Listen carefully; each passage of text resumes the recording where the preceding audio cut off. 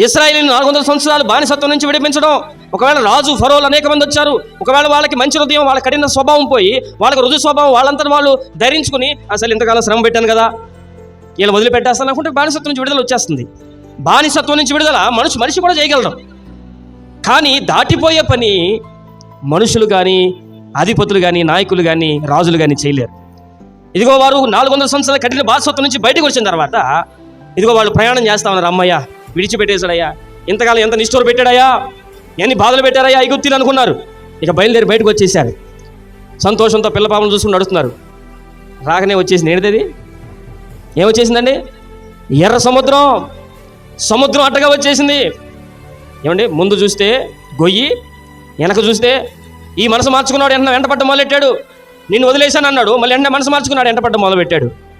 వెనకాల చూస్తే ఫరో సైన్యము తరుముతా ఉంది, ముందు ఎర్ర సముద్రం ఉంది. ప్రియమైన దేవుని బిడ్డలారా, ఈ విమోచించాడు దేవుడు. వారిని విమోచించిన తర్వాత దేవుడు ఏం చేయాలనుకున్నాడంటే వారిని దాటిపోచేయాలనుకున్నాడు. ఎక్కడి నుంచి అంటే సముద్ర అగాధ స్థలములను త్రోవగా చేసిన వాడు.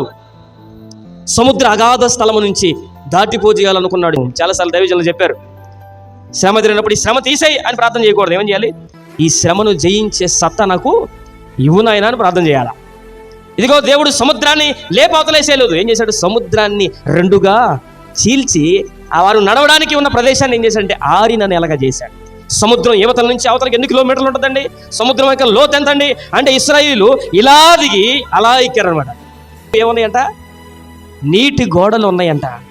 శ్రమ నీకు కళ్ళకు కనిపిస్తానే ఉంటుంది, కానీ శ్రమ నిన్ను తాకదు. విమోచింపబడిన వారు దాటిపోవడానికి దేవుడు అద్భుతాలు చేస్తూనే ఉన్నాడు.